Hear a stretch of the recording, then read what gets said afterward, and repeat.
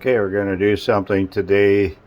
This morning it's about 20 degrees below zero, and we're going to do an experiment that's been done before, but it's just fun to do.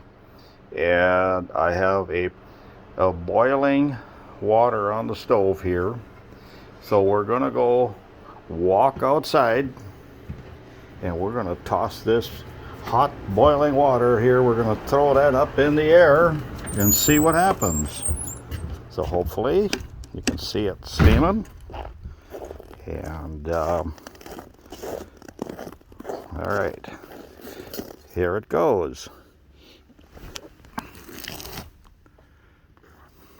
There it is. Turned it into snow.